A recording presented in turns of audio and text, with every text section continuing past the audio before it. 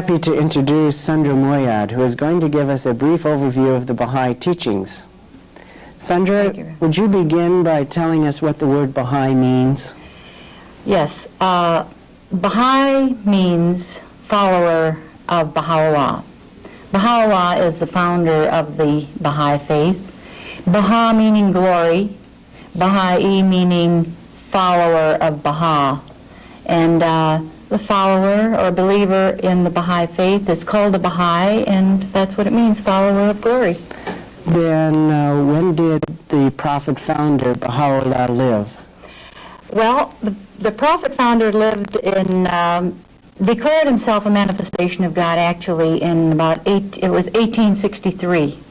He declared himself a manifestation of God, which is comparable to the founders of the great religions of the world. And where did he live, and what time did he live and die?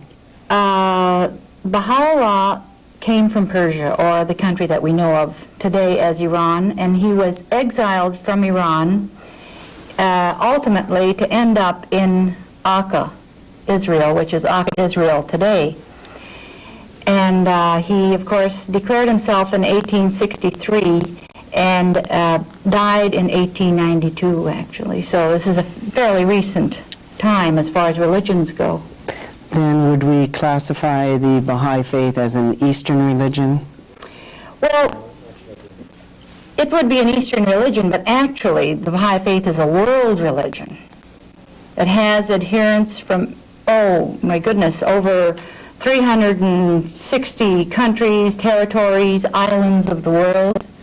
The Baha'i teachings are translated into about nearly 700 languages, so you really wouldn't classify it as an Eastern religion or as a religion coming from one area of the world. It is really a world religion. Well, could you briefly tell us what are the major teachings of the Baha'i Faith? Okay, as religion goes, the spiritual truths never change. From Moses, from Adam actually, all the way through to Moses, to Jesus. And the only changeable aspects of religion really are the social teachings.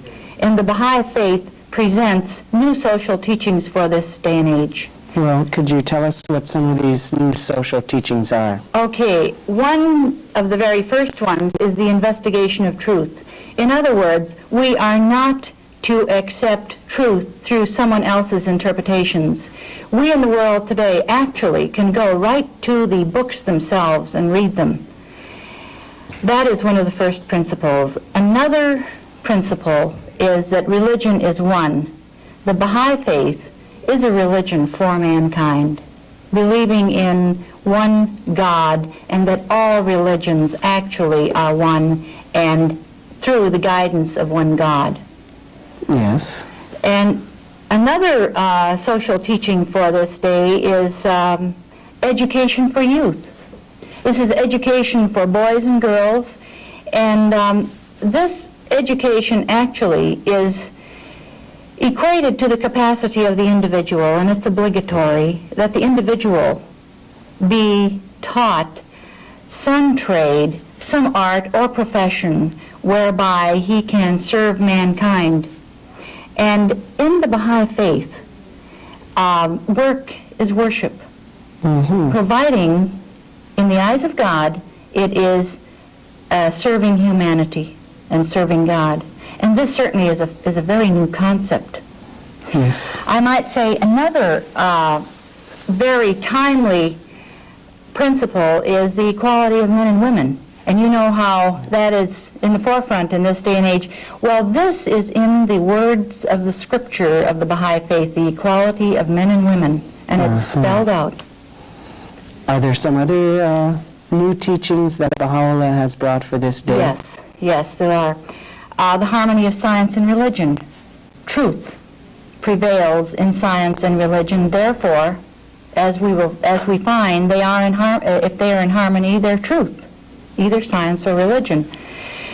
Another thing, the Baha'is believe that world unity will come about first through a federation of countries of the world, and secondly, through the unity of religion.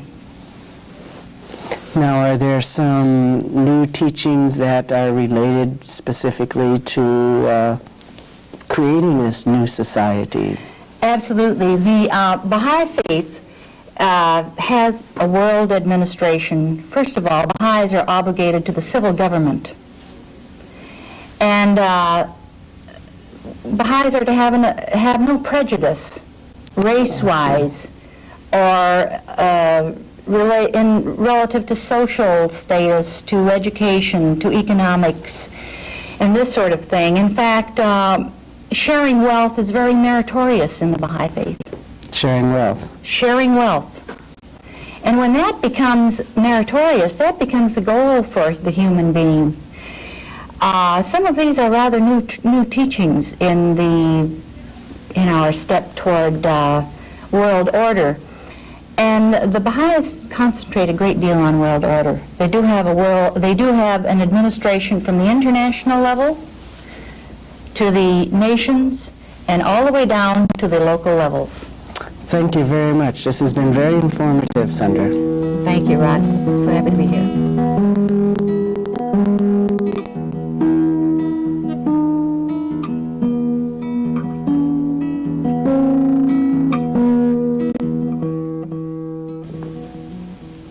We have with us Dr. Curtis Russell to speak on the Baha'i principle of the elimination of prejudices.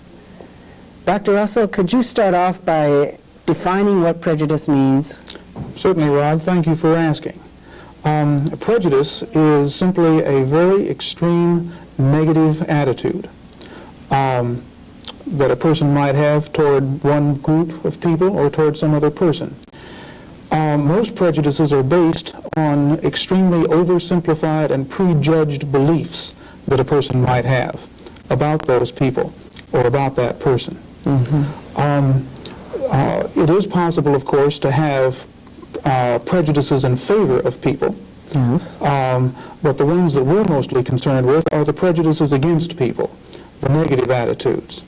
There's a connotation about prejudice, particularly in the Baha'i writings, that it carries with it the notion that the prejudiced person regards himself or herself as somehow better than or superior to the people they're prejudiced against.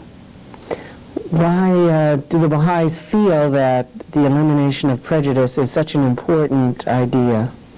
That's a very important question. Actually, prejudice is one of the most destructive things in the world, primarily because of its effects.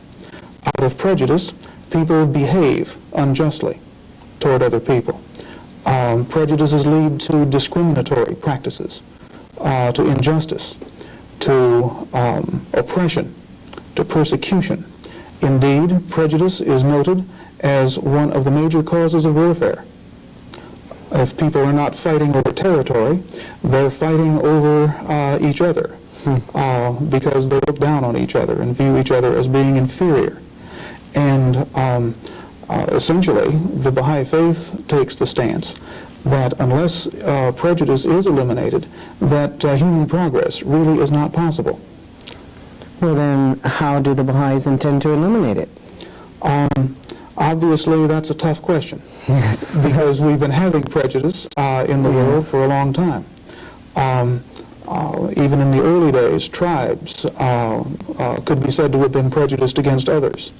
Nations today certainly hold prejudices against others. Ethnic groups, racial groups certainly hold prejudices against others.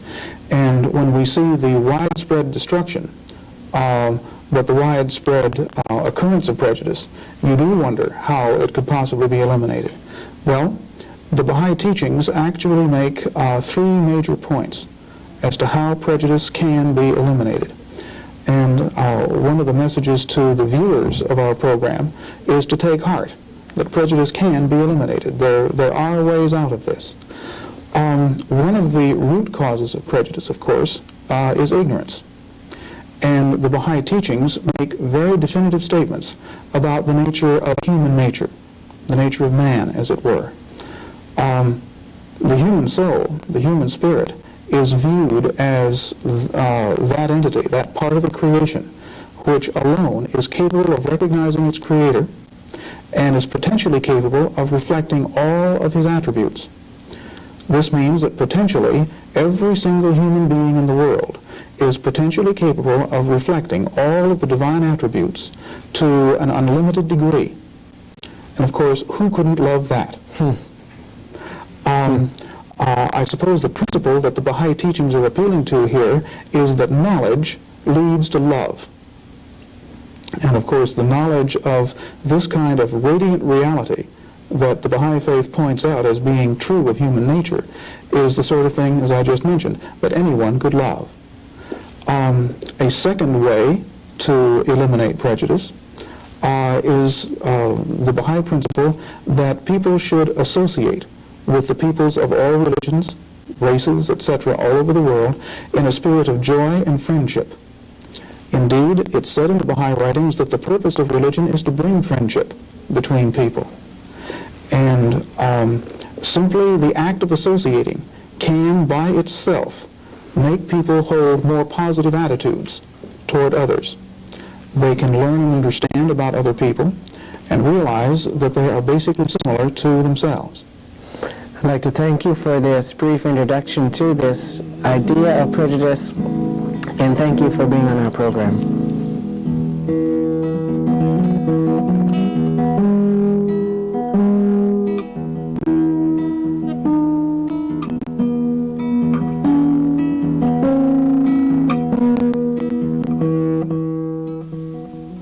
I would like to introduce Erma Hayden, who is going to speak on the Baha'i topic of personal transformation.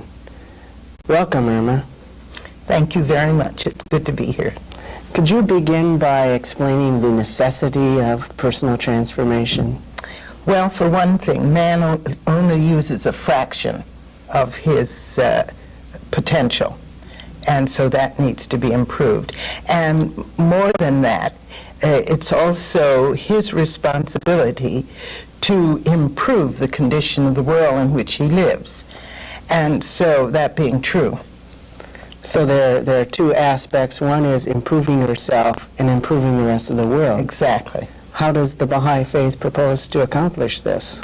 Well, the Baha'i Faith, through its founder, Baha'u'llah, has brought, I should say it this way, the founder of the Baha'i Faith brought writings that give to each individual who studies the writings those ideas, those laws that enable the person to achieve this personal transformation. Now, once he has the knowledge, then he must have the volition or that power of will Yes. to do this, and that must go into action. This is a faith in which knowledge and devotion are fine, but until they go off into action, nothing happens. So you say there are three basic stages to transformation. First the knowledge, then the volition, and then the action. Yes. Then how does the Baha'i Faith bring about this knowledge, volition, and action? Well, Baha'u'llah has given many, many things, just as the messengers of the past had done, for our particular age to enable us to do that. The first thing is prayer. I put that Yes. first.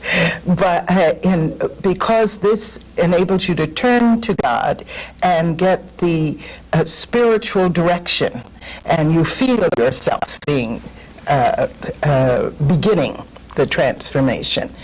And Baha'u'llah also speaks of the power of the word, that every word that proceeds out of the mouth of God is so great that it can change the individual. Now, you use prayer, you use the study of the word, and you also use meditation. Now, that's those are the first parts of it. But more than that, Baha'u'llah has given us a world order, or rather a Baha'i administration, which is spiritual in its functioning. I see. And in the Baha'i administration, there is plenty of opportunity to develop these more spiritual and transforming qualities. And so you're talking again about personal transformation happens both within and within the society in large. Exactly. Then there's one other thing. We are, of course, because there is no ministry, we teach the faith. And certainly in teaching, anyone who teaches school knows that the teacher learns more than the student. I see. And so this also has its effect in personal transformation. These teachings are somewhat similar to some of the other major world religions. Is there anything different that Baha'u'llah has brought?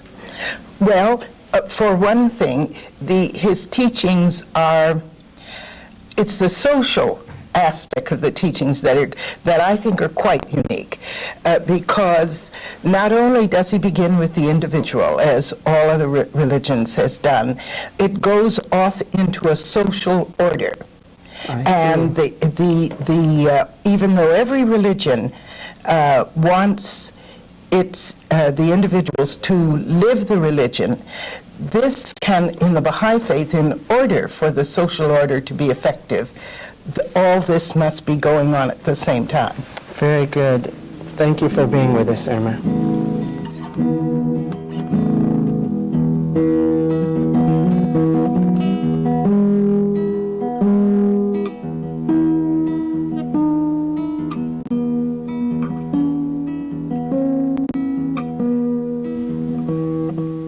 We have with us Changuiz Geula, who is going to speak on the Baha'i principle of the independent investigation of truth.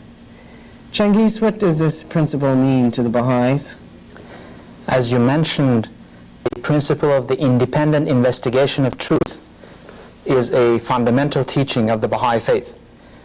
Its focus is on the individual, meaning that it wants to give the individual an independence of thought and belief. It encourages the individual to investigate reality and to decide for himself or herself what the truth is, and then believe in it. It wants to use the powers that the individual possesses, the powers of understanding, the power of reasoning, to enable the individual to make a judgment for himself or herself, rather than relying on past history, on traditions, on what everybody else may say.